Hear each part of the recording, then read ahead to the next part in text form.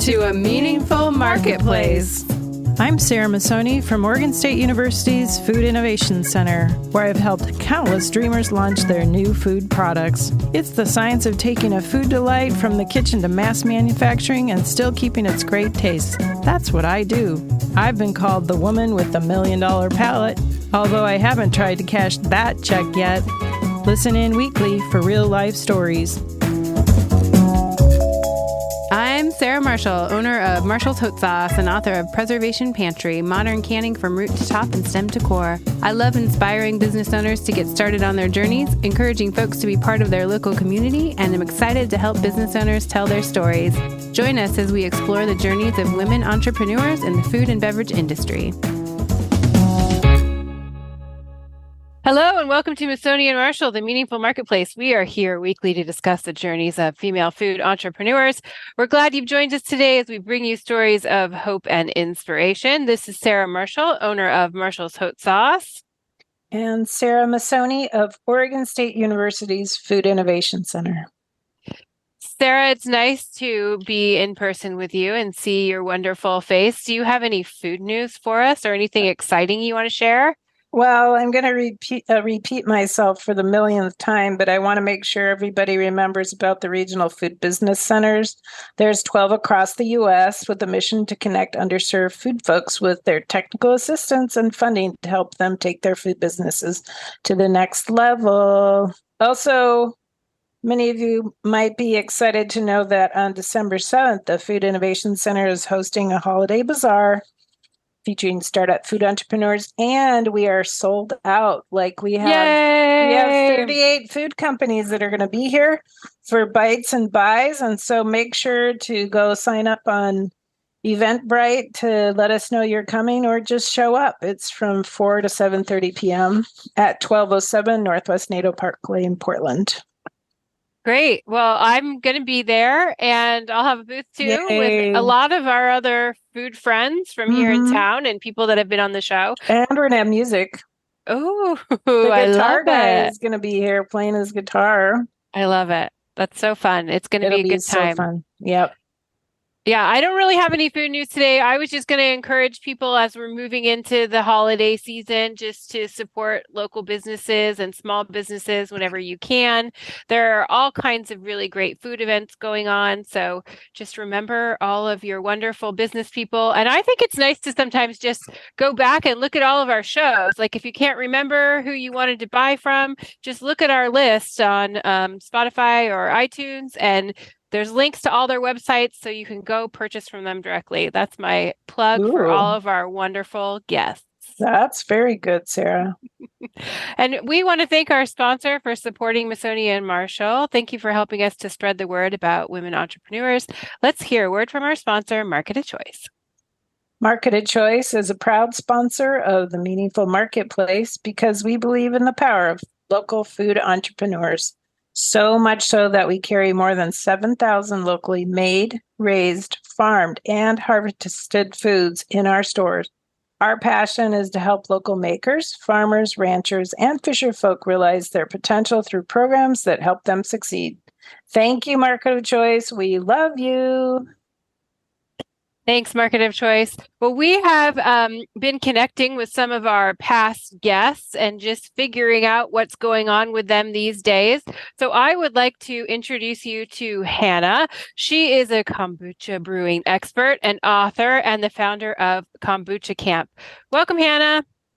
Hey, thanks for having me back, Sarah and Sarah.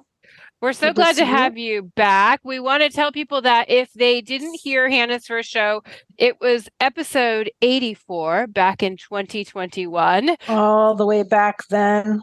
All the way back then. And Hannah, I haven't talked to you since then. So I'm excited to catch up and hear about your biz. And first, let's connect people to you on the gram and online. So tell people how they can find you. Kombucha Kamp with a K because we're cute and clever over here. You saw those Ks dropping, right? Mm-hmm. So you guys can find Hannah at Kombucha Kamp with a K.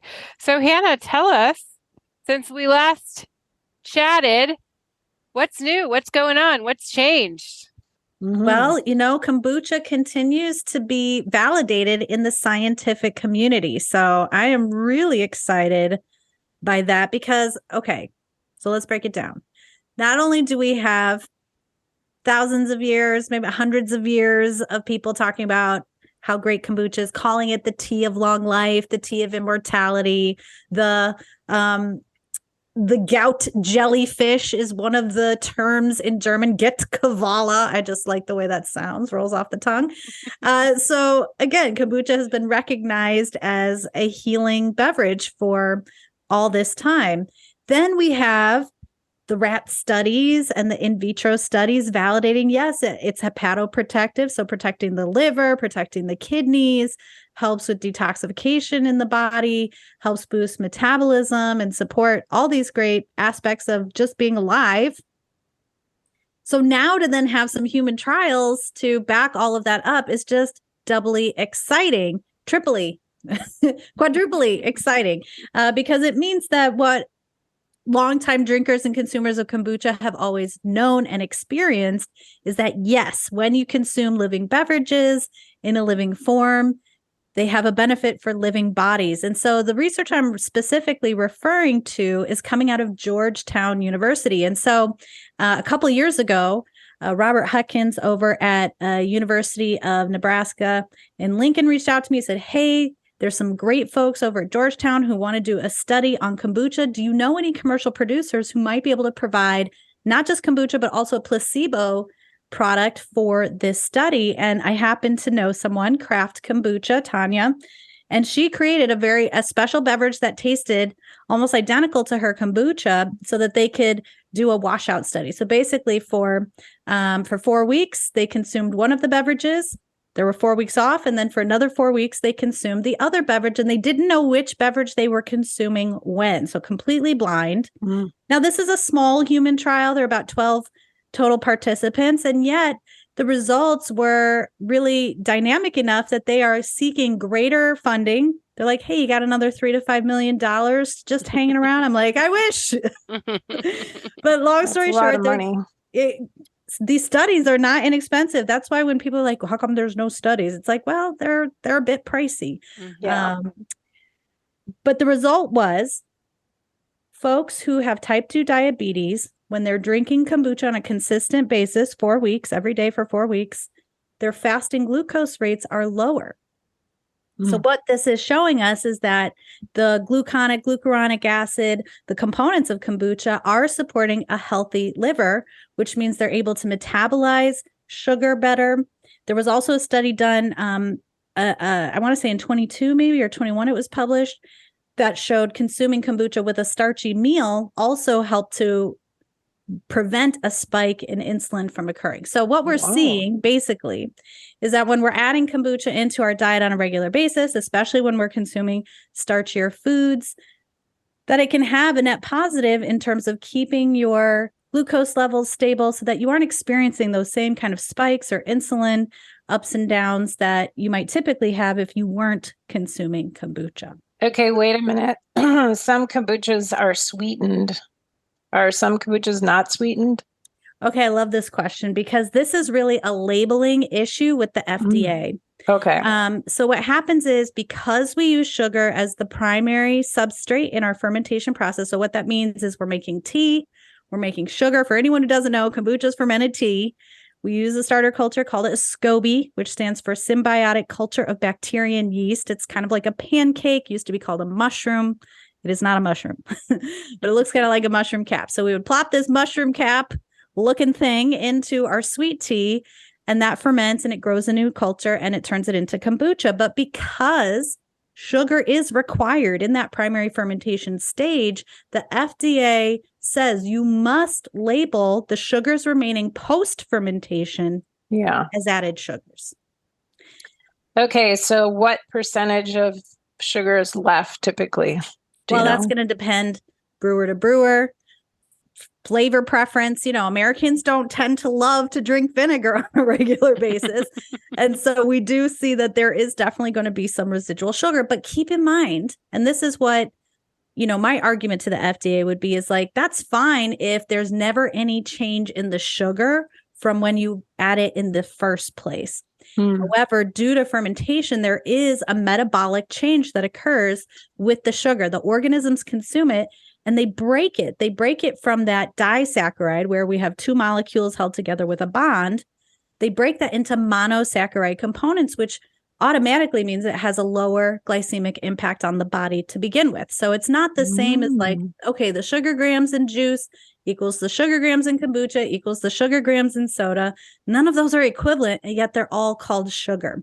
Now, I don't know how big a label you'd need in order to explain all of these intricacies, but I do love this question, Sarah, because I think it is important for people to understand that when you say, I want the kombucha with no added sugar, you're not, it's difficult to understand the nuance of what that label is actually communicating. Yeah. Well, Yeah. Hannah, one of the things that I love about having you on the show and talking to you about kombucha, because we've had lots of kombucha conversations, is just what an advocate you are for kombucha in general. So you always are supporting kombucha makers, other kombucha companies. You're really an expert about the kombucha world in general, which makes it so fun to talk to you. If you have any advice for people that are just like wondering about getting into kombucha brewing, because you have all these great ways to teach people that, what would you say that they should do? Well, what happened to me is my thirst outgrew my budget. So if you don't even know what kombucha is, go find one, go buy one. And the reality is what I like to say, there's a kombucha for everybody, which means if you taste a kombucha and you're like, maybe not for me, try a different flavor, try a different brand, find your local producer, go to your farmer's market, who's there slinging the fresh booch. Is all kombucha fizzy, or is there some that's not fizzy? Great question. So what we actually have is effervescence. So when we have traditional fermentation pathways, we aren't creating carbonation per se, but rather effervescence. I guess they're similar in that it's CO2, but we're not adding it. We're not adding carbonic acid. We're not forced carbonating. Now, when you get into a commercial process, of course, your consumer trained by McDonald's is like, I want that consistent experience time after time after time.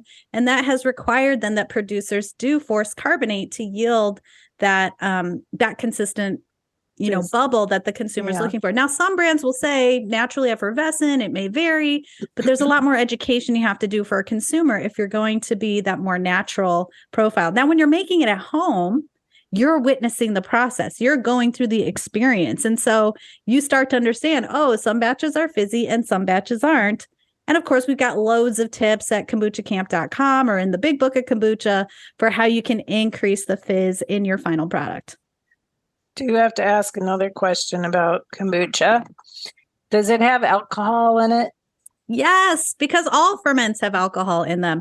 Even fresh fruit, when it starts to ripen and get overripe, does contain alcohol. And so this is another one of these subjects that I love because the nuance just is so hard to communicate. And yet, when we think about the grand history of human beings through all of time, our ancestors collected fruits, they might collect herbs, they might collect flowers that all contain yeast on them.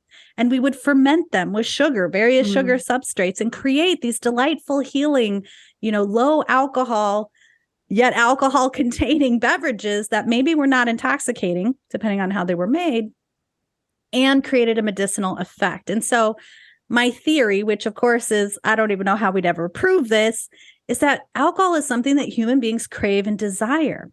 And so when we get it in this traditional form with these organic acids, with the B vitamins from an unpasteurized, unfiltered yeast, with the nutrients naturally present from the tea or whatever, substrate we're fermenting, you get the alcohol you're seeking without then thirsting for a pasteurized beer, a distilled spirit. So I personally think that when we remove the living aspect from alcohol, it turns into a controlled substance. And that's more challenging because what your body's really craving instinctively is all the nutrients that come with that unfiltered, unpasteurized, unsulfited product. And that's where same with the soda, right? It looks like a fermented drink.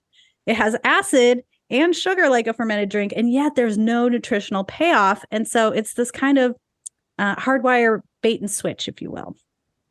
Hmm. Here's the phenomenon I've experienced personally, and many people have shared with me. And of course, your own experience will be that. That's why we say trust your gut, is that the more kombucha you drink, the less alcohol you crave. It starts to replace a desire for alcohol because I think, this is my theory again, from drinking kombucha for 20 plus years, that you're getting it in these natural forms that are really supportive to your organism as opposed to deleterious. Mm. And Hannah, you mentioned your book. I just want to make sure that that people know what it's called and how to find it. So just tell people the name of your book and the best way to get it. The Big Book of Kombucha. It's pretty straightforward for a 400-page tome that is lovingly referred to as the Bible of Kombucha. I'm super proud to say we're at 375,000 copies sold worldwide. It's in 6 languages. And I couldn't be more grateful that more and more people are learning about kombucha. So you can, of course, find it at Kombucha Kamp along with signed copies. If you're a fan and want to get a little Hannah signature on there, I'd be happy to do that. And of course, you'll find it least expensively on Amazon or a used book site because they can buy in greater quantity than I can. Dude, that's a lot of books. 375,000. Yes. Whoa, Sarah Congratulations. Thank Marshall. you. Wish you sold that many cookbooks, Sarah Marshall. Yes, yes, I do. Why don't you do a collaboration and put a note in the back of your kombucha book saying, hey, don't forget Sarah Marshall. Of I know, course, yeah. Hannah, you wrote this book that is That's so amazing. well loved, and it is like this great reference material, and people talk about it all the time, and they go to it. And I know that it's like when you have a child too, or when you start a business, then people are always like, what's next? When are you going to write another book? When are you going to do a new thing? And I don't want to do that to you, but I'm kind of going to do it to you because I just think that your book is so wonderful. Have you thought about writing another book on another subject or on kombucha itself? I mean, Absolutely. wait. Most of the great books in food science have second and third and fourth and fifth and sixth. There's a 7th edition of this really good book on ice cream right now. So maybe that would be good. We'll definitely have thought of doing a 10-year anniversary edition. What we would include in there is information on Jun or June or Jun, tomato, which is kombucha's raw honey cousin and or precursor. Who knows? Which is a green tea raw honey ferment that we absolutely love. We'd probably include, more information on the different styles of kombucha you can make. We have a little bit on herbal and coffee and things like that, but we've seen so much innovation in the category over the years. I'm super proud that many hard kombucha companies have started with our recipe and grateful they've refined it over the years because I think there's a lot of great ways to do that.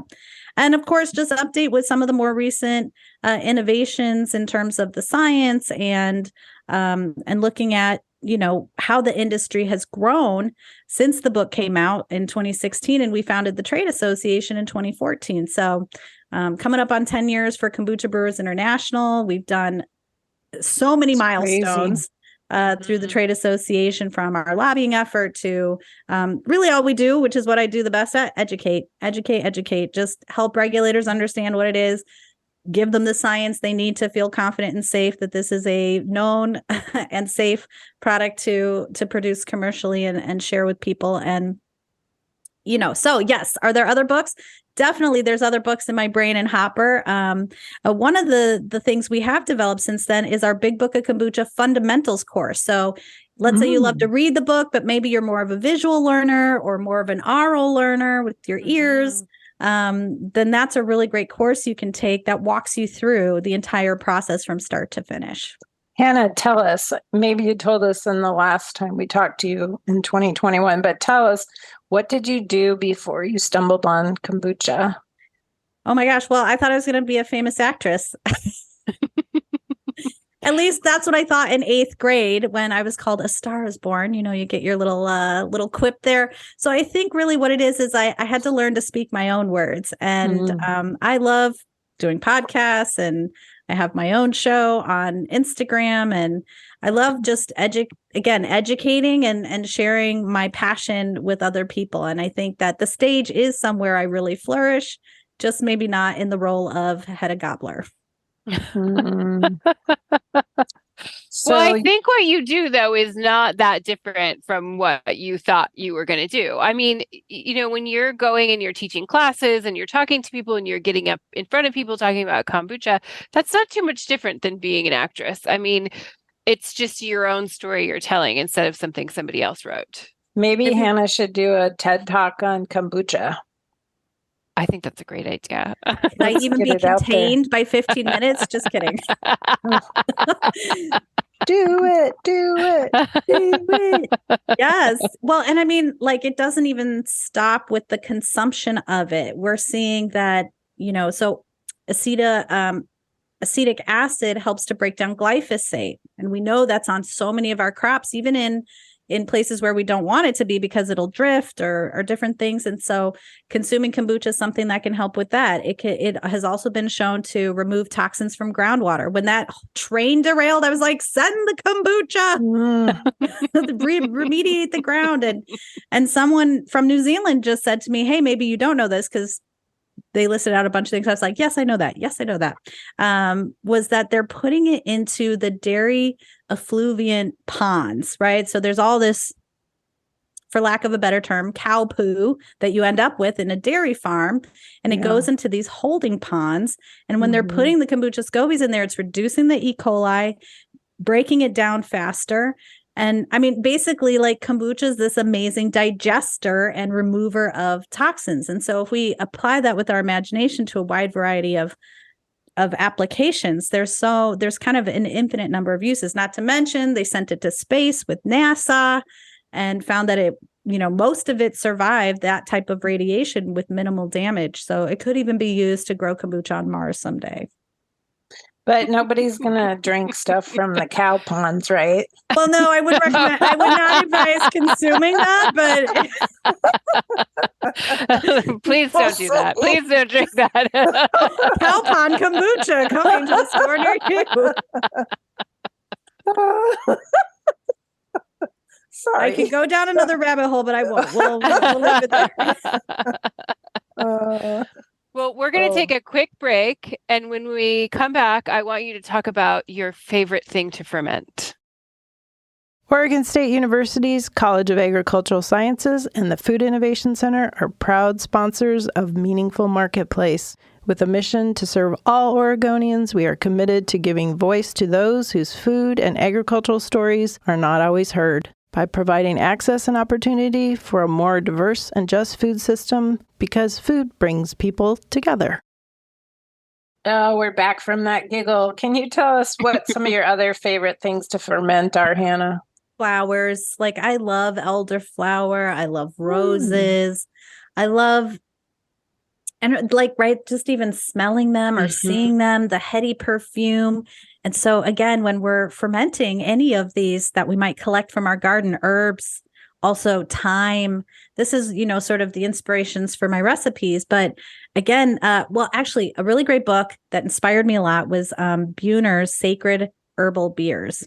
I think I said that right. Sacred Herbal and Healing Beer, something like this, where he was looking at all these sort of traditional types of herbs and whatnot that would be fermented and turned into beverages that you could consume. So many of these don't have a starter per se, but are using the yeast that comes right off of the plants themselves in order to create that fermentation. But even before kombucha, elderflower liqueur has been one of my absolute favorites. It's just like, it's like drinking summer. I feel romantic. I'm in Paris, no matter where I am when I'm enjoying that. And it just is so I don't know. I love the flowers. I've had your elderflower kombucha. I think it was elderflower and thyme. I want to say you had made it when we were at an event together to pass out to people. And it was so good. It was like the best kombucha I've had. So I'm glad that you brought that up because it sparked my memory of when I had yours. And then I'm a pickle fanatic. So give me a crunchy, like my mouth is watering just talking about it. So that then also parlays into a kraut that also has that sort of dill, cucumber, juniper berry, garlic, all of that yumminess is so good. With a high quality salt, perfect. Yeah. Now, when you say high quality salt, what do you mean? So I'm typically referring to like a Celtic sea salt. I know there's some red salt, pink Himalayan salt, but I really like the sea salt for the fermentation because I feel like that's, I don't know, am I crazy? Is that's like a really traditional salt? And I imagine, right, even the word salary, getting paid, we're paid in salt because it was so precious and so valuable. And I just imagine laying out the sea salt and raking it up. I don't know. That just feels really, with my Celtic ancestry, that feels really in alignment to me. Yeah, that makes sense. I think, when people start to ferment, I think it sparks this thing where like the first time they do it, it feels a little scary and weird and, they're, like anything new. But then once people get into it, they get into it, I feel like. And then they're like, they want to ferment everything, they All want the to things. Yeah, I think kombucha is kind of a good like sort of gateway into fermenting. But then I think once you do it, I think then you'll start doing a lot of other things. And it's good to know that you have classes online because I feel like people some people need a hand holding, just like with canning. For me, they usually come to me for that. But I think, for people ask me about fermenting all the time, and I recommend your book, but I didn't realize that you had classes online. So now I'm going to send them your way. Yeah, That's absolutely. cool. And then they're also at the fermentation school. So those are the two places I host my classes is of course Kombucha Kamp. And I don't know if you've seen their work, but just the Kirsten Shockey and Meredith Lee teamed up and they put this together. It's all female creators from all over the world and fermenting all kinds of different things. So it's a really great resource if you're wanting to learn how to ferment something. My most recent class is elderberry syrup. So here we're not really fermenting, we're more preserving, but I love the smell is so. Did I mention I like elderflowers and elderberries? I kind of like the elder tree is what it is. Can I ask a question about sanitation when somebody's going to ferment something? Because I know if you don't clean your fruits and vegetables, you can get some crazy bacteria growing that you don't want. Can you just run us through a quick procedure if somebody wants to like make some sauerkraut or try fermenting something they might have at home after listening to this? What could they do to ferment something real quick?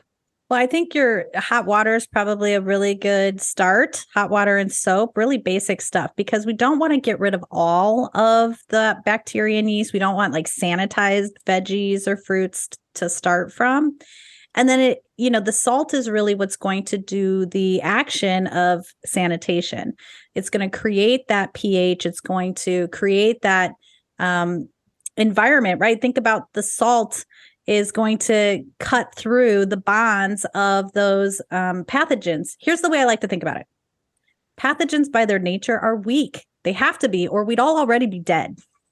And so the acid content in kombucha, the salinity, when you get that right percentage, all of those things are going to naturally just quickly kill those types of things because they're not able to sustain in that type of environment, which is why our ancestors created those environments to begin with, whether they understood the science, the scientific method behind it or not. There was an instinct that, yes, when I create this environment, I don't see the negative effects as when I don't do that. So soap and water, just make sure your container's clean. Yeah, absolutely. Clean container. I mean, here's the thing about kombucha, and I know this isn't like the kosher thing to say, is like there are so many studies validating that it kills things like E. coli, salmonella, listeria. If not on contact within a day or two, that really you could just rinse it with kombucha. Yeah. Acetic acid is the strongest organic acid. And it's weak in kombucha, or we'd just be drinking vinegar, right? Vinegar tends to be defined around 4% to 8% acetic acid, at least here in the United States. And kombucha is maybe 0.5%, 1%. So it is definitely milder. And that's why, running it through the dishwasher is always a good idea, or using a good soap and water, just making sure you're rinsing really clean, because otherwise you'll end up with soapy flavored kombucha, which nobody enjoys. But it is in and of itself a very protected environment. Why do you think people are so afraid of it? It looks weird. Yeah. And they're not familiar. Like when you're like me, I'm like, oh my gosh, your scobies are so cute. Look at all the dangly yeast globs. And, we're not used to it because it hasn't been taught to us by a parent or a grandparent. And so when we break that chain of trust, right, learning from a trusted source, then we get really confused. And that's where Kombucha Kamp is happy to be your trusted source. We've been doing this a long time. As you can hear, I love to read all the research studies.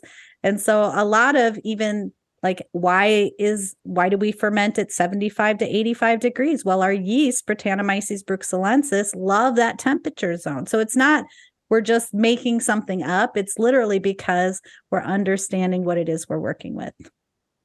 I think we have a lot of, Sarah and I have a lot of local chef friends that they want to ferment things in their kitchens, and the health department oftentimes doesn't like it. They don't want them to. They don't want to approve it. I've sent quite a few people to Sarah to say, hey, is there some way that, we can make the health department happy so that we're able to ferment and serve people all of this great food? But there's kind of a barrier there with fermenting and with canning and preserving. The health department doesn't want people to do it. Do you think that will change? I do, because I think as more and more people adopt it, as more people understand it, it becomes less scary and weird. And it was just, for whatever reason, there's been a period of time when processed foods were on the rise. And there's a ton of sanitation you have to use with processed foods because they lack the natural defense mechanisms that we find in fermentation. And again, why we've only had a fridge for 150 years, 175 years. It feels like forever, right? Because I'm not that old. And yet that wasn't how people preserve their food. And so we've become we've just lost the information and the knowledge base, but the reality is it is very safe. And that's, again, a ton of what we do at KBI is just talking to regulators, helping them understand, it's easier for them to say no than yes. They have public safety in mind. They don't want, for them to say yes, and lots of people get hurt, and that falls on their responsibility or their shoulders. And so it's easy to default to no. And it's not really their job per se to understand every process. And that's where we've seen with FSMA, the Food Safety Modernization Act, at least from commercial production side, everyone has to have a HACCP plan. You have to have a recall plan. And even though the vast majority of people who get sick is from very large food companies and not small companies, even the tiniest little company has to have all of this information in place. That said, it's still smart to know your ingredients, where they're coming from, where everything's going, and be able to track that stuff. So while it's a little bit more paperwork and oversight, it does create, at least you're very well informed about your product and process as you're giving it out to the public. Yeah. I noticed on your link tree from your Instagram that you have a fermented holiday gift list or holiday recipes. Can you tell people about that as we're approaching the holidays? What kind of fun things they can get into?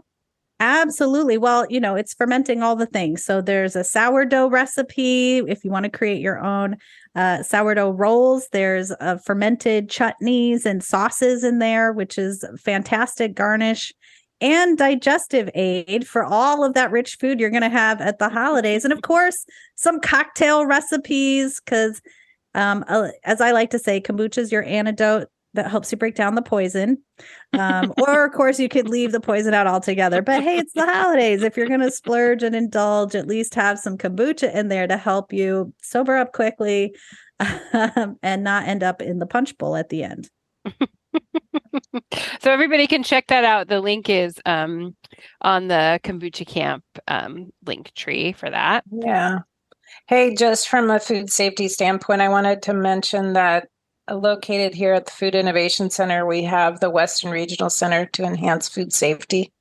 And it's one of 4 U.S. regional centers that was created to help coordinate the FSMA regulations. So we have a website. If you go to the FIC website, you can find the Western Regional Food Safety website, and you can sign up for classes.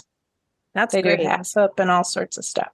And if anyone wants their handheld, I'm happy. I also offer consultation. So I do consult with a lot of different fermented foods brands, not just kombucha, but happy to help. Even have HACCP plan super easy, help you set it up. It's not easy to set up on your own when you're just trying to read through it conceptually, but we've simplified the process to make it easy. But of course, free resources are always going to be the first place to look.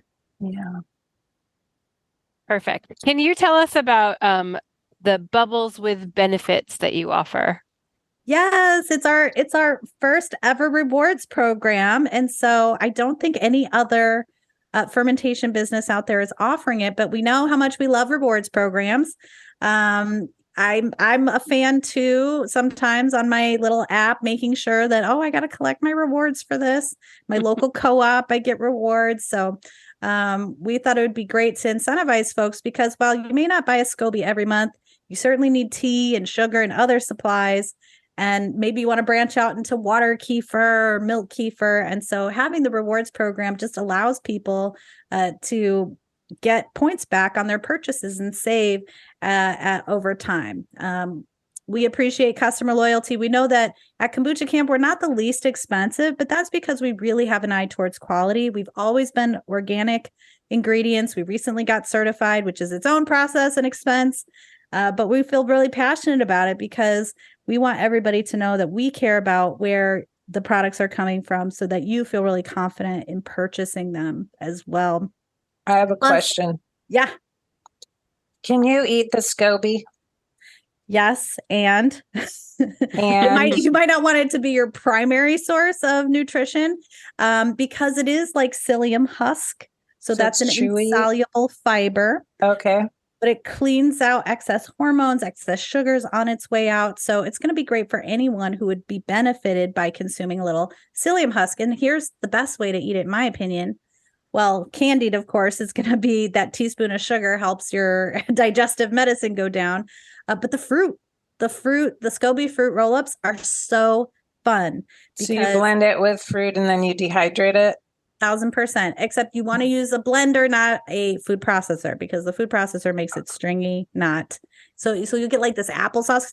Some people just blend it up and eat it like that, like applesauce, put a little cinnamon on it. It already has this lovely malic tangy flavor, malic being that apple flavor that comes from the black tea. Mm-hmm. And yeah, and you can feed it to dogs and cats and pigs and cows and chickens, and it's great on the farm. You can ferment. Is it a byproduct of the fermentation, right? So what do you do, like if you're making gallons and gallons and gallons of kombucha, what do you do with all the SCOBY?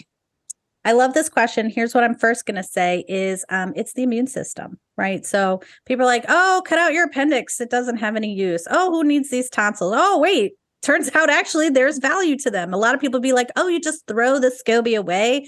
The SCOBY isn't even the pellicle anymore. It's the liquid. And I'm like, historically, that's inaccurate. That term was invented to describe the pellicle, but so many people have somehow feel that, I can just grow one from the liquid and that's all I need. And this is just garbage or waste or something to get rid of. And well, certainly you don't want to keep every single one because your kitchen countertops will be crowded.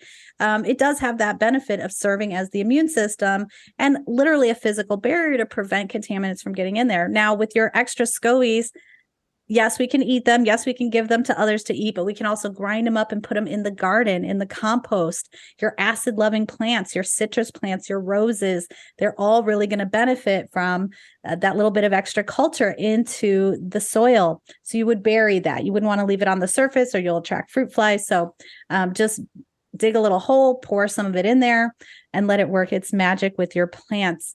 We're also seeing, this is another innovation with it, is it's a pure form of cellulose. And so from leather, creating biodegradable leather products, of course, you still need to tan it in some way because it is hydrophilic, meaning it loves to absorb water.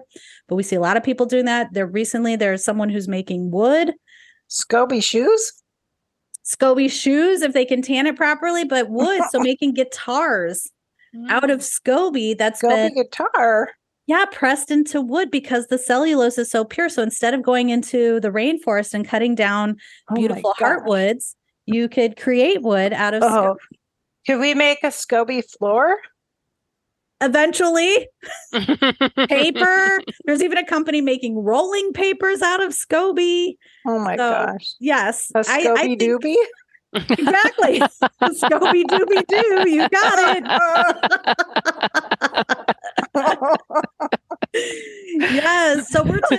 iceberg. We're going to see a lot of applications for this develop over time, but universities are researching it. There's a ton of papers on it. And so Is anyone using your book as a textbook at SCOBY University? Well, as soon as we set one up, they certainly will be. Oh, the other thing we see kombucha and SCOBY is skincare. So kombucha also creates hyaluronic acid. Now, again, all these acids aren't necessarily in massive doses, but they're in that living form your body's evolved to instantly uptake and utilize. And so every once in a while, I'll just plop a SCOBY on my face. No, it doesn't suck out your brains. Little hole so you can breathe. No. Oh, maybe it does suck out your brains. No, just and replace it with kombucha. No, not even. But it might drip a little in the eyes, and that's a little stingy. But it's not the same level of acidity as like a chemical acid peel you might put on your face. And here's what it does: pull circulation to the surface of the skin. That's going to naturally regenerate by oxygenating and bringing nutrients to the surface. The acid gently breaks any dead skin bonds, and so it naturally sloughs away the dead skin. And then it just helps with that collagen production because you're bringing more of that energy to the surface of your skin, and it leaves it super soft. And so folks who have eczema or rashes or, any kind of rough scaly patches can really benefit from kombucha. I also put it in my bath. I also put kefir in my bath, just like Cleopatra did. Whoa. I'm going to try that. That's such a great idea. I never thought about it. Yeah, it's really great for your skin. And it's so, your skin is your largest organ, of course. So you're absorbing those nutrients, but through your skin, and it leaves it so soft. So you have a bath SCOBY partner thing? You want to keep it in a separate jar, and you don't want to ferment your face SCOBY. But yes, you've got like little SCOBY pets in every room of the house. SCOBY, it's bath time. It's one of my dreams that someday we'll create a spa, and one of the treatments we'll be getting into alive. A giant. Yes, well, a SCOBY spa. Exactly. Yeah, I love it. It's such a good idea. Well, unfortunately, ladies, it's the time that I hate, which is that I have to wrap us up. So, Hannah, we would love to have people support you and your business. What is the best way that they can do that? Absolutely. Check out Kombucha Kamp, kampwithak.com. We're on all the socials. Our website has tons of products for you. And I also do phone calls. So if you need some support, just give us a call. Let us know you're trying to place an order. I'd be happy to call you back and help you find what's right for you. As a small family business, we're still able to do that. And so, we'd love to support your fermentation journey wherever you're at in it. Thanks, Perfect. Hannah. Well, thank you, Hannah. It was so good to catch up with you and hear about all the great kombucha things happening in the world. Thanks for coming back on the show. It was nice to chat with you. Thanks for the giggles. Thank you, Sarah and Sarah. We record Masoni and Marshall live every week. You can find us on your favorite podcast platform like iTunes and Spotify. Thank you to our audio engineer, Lon, and our production assistant, Chelsea. If you want to be a guest on the show, you can send us a DM on our Instagram, Masoni and Marshall, and we'll be back next week. Thanks for joining, everybody. Bye. Bye for now. You're listening to the Startup Radio Network. Listen, learn, launch. 10% of our gross revenue goes directly to women entrepreneurs in developing countries around the world through Kiva's microfinance program.